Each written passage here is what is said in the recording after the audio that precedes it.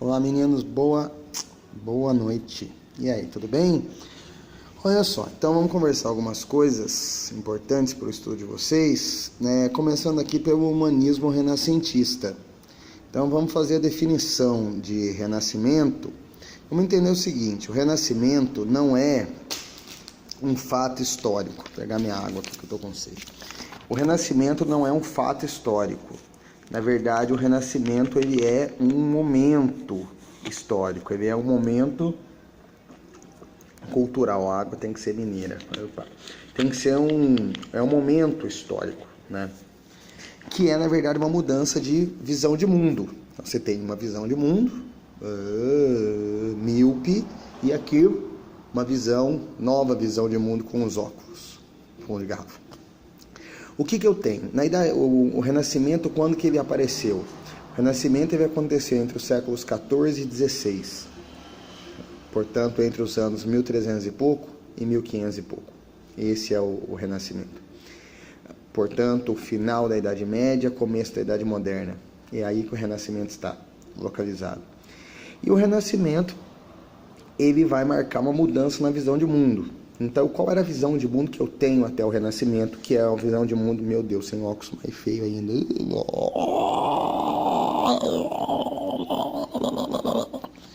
Qual é a visão de mundo que eu tenho na Idade Média? É a visão de mundo teocêntrica. Ou seja, eu vejo o mundo a partir de Deus. A minha referência é Deus.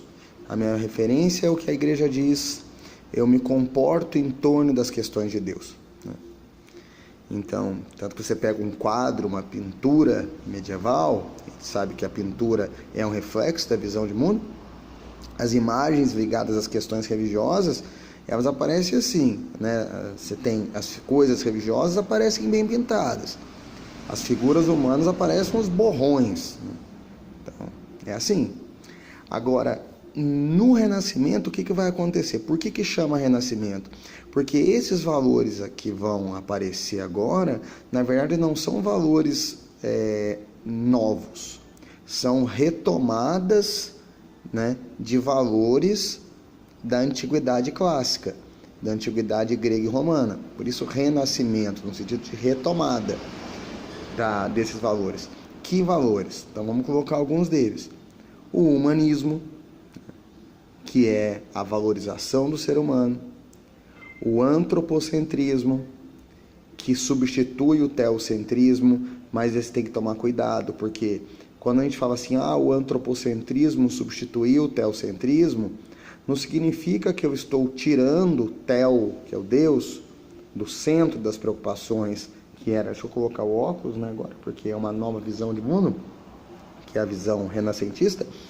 Eu não estou tirando Deus e colocando o homem. Não é teocentrismo, agora é antropocentrismo.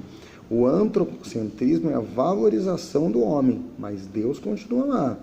O que acontecia na Idade Média, no teocentrismo, é que o homem ficava aqui, sem se valorizar. E agora eu valorizo o homem. Você tem o racionalismo, né? Quer dizer, a preocupação, né, em usar os mecanismos racionais, filosóficos, científicos para o entendimento do mundo. O universalismo, que é a preocupação do entendimento, né, da maior quantidade possível de coisas. São homens pensadores ansiosos por entender o mundo, ou por voltar a ter esse espírito de entendimento do mundo a partir da razão. Uma certa sensação de que durante a Idade Média ficou-se muito parado, muito travado, né? Muito morto e preso pelas garras do mundo medieval. O naturalismo, que é a preocupação, o entendimento da natureza, do mundo, do cosmos, do universo, né? Aí aparece um Galileu, um Copérnico, um pouco depois disso. Então, é por aí. E claro, você vai ter o mundo das artes reflete, né, essa nova visão de mundo. Então você tem expoentes importantes na literatura, nas artes, né? O material de vocês traz, por exemplo, né, um quadro interessante do Rafael Sanzio, italiano, chamado Escola de Atenas, onde no centro você tem dois filósofos importantíssimos, o Platão e o Aristóteles. O Platão, né, com o dedo apontado para cima, suas preocupações do chamado mundo inteligível, e o Aristóteles, né, apontado com o dedo para baixo. Então a filosofia renascentista é essa, é uma filosofia muito preocupada com as questões racionais, humanas, né, com as questões humanas. Então você tem, por exemplo, aí na literatura, você tem um Erasmo de Roterdã, lá com seu Elogio da Loucura, falando que, né, a loucura é a rainha da humanidade e que ninguém vive fora dos domínios da loucura. Ele faz uma crítica às questões religiosas, porque a partir do momento que você pensa, que você reflete, você vai apontar problemas não em Deus, mas na religião, porque a religião é feita por homens, né?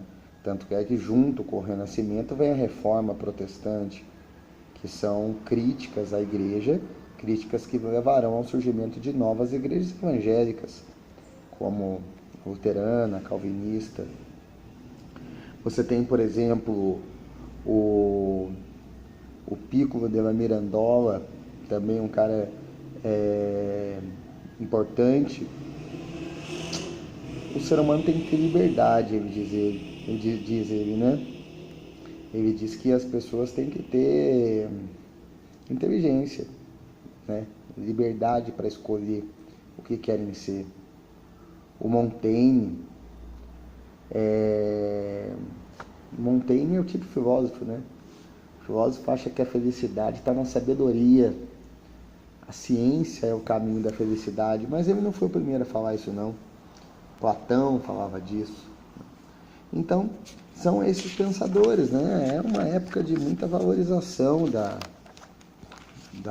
ciência, né? Enfim. E aí é por isso que o material de vocês trata de revolução científica.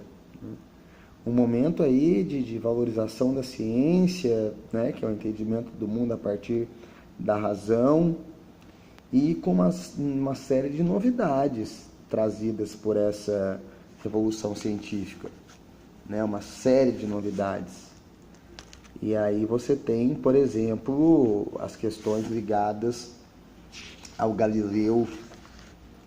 O Galileu vai incomodar demais a sua época.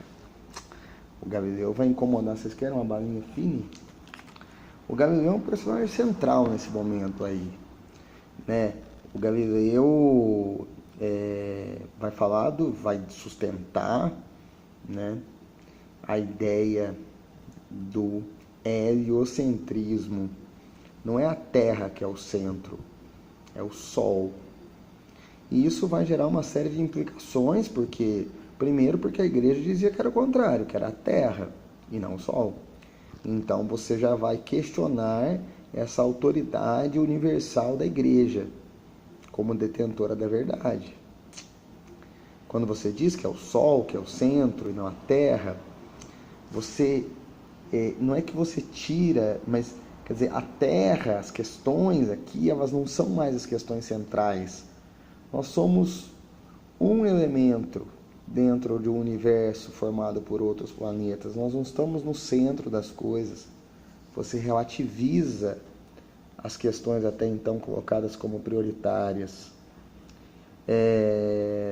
A igreja vai ficar louca com Galileu. Tanto que ele vai ser chamado lá na Inquisição, meu. E se ele não dá uma recuada, bau. O Galileu teve que dar uma recuadinha. Ele teve que pedir desculpa lá, né? Senão ele ia morrer na Inquisição. E assim, a questão religiosa para o Galileu. O Galileu não é... A gente tem a mania de achar que... Como é que fala? Que todo cientista tem que ser ateu. Não. Para o Galileu, assim, as coisas são separadas. Para ele, ciência é ciência, fé é fé. Ele diz o seguinte: as Sagradas Escrituras, né? A Bíblia no caso, ela não deve ensinar, não tem papel de ensinar o ser humano sobre ciência, sobre astronomia. O que a Bíblia serve é a questão do ser humano com Deus. Agora, as questões científicas são científicas. Não é a Bíblia que deve ser usada para esse tipo de reflexão. Não é?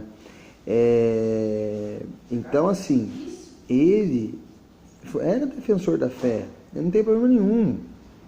Né? Só que a questão é o seguinte. A Bíblia é para as questões divinas e não para as questões científicas. Então, essa separação para mim é muito importante. É por isso que eu digo, não são coisas que se anulam. Né? Você pode acreditar em Deus e na ciência. Não é necessário colocar uma coisa exclui a outra. E aí ele fala, né? Ele vai falar que a ciência pode servir à fé. Ele insiste muito nisso, de que não precisa ter essa contradição. Né? Deus é onipotente, se você crê nele, quer dizer, Deus pode tudo, mas não significa que Deus faz tudo o tempo todo. O que mais que a gente podia falar? Algumas passagens bíblicas têm necessidade de interpretação científica, por que não? Agora, em relação às questões da natureza, do funcionamento do universo, etc., a ciência vem em primeiro lugar. A Bíblia é para as questões da fé. Né? E a Bíblia, para as explicações do mundo natural, ela vem em último lugar. Ciência é ciência, Bíblia é Bíblia. Ok?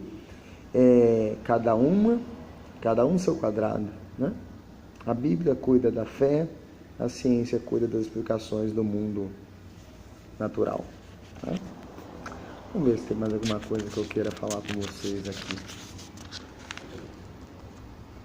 Gente, é isso que eu queria falar. Espero que ajude vocês. Bons estudos, viu? Primeirão aqui, ó. Beijos e abraços. Fui.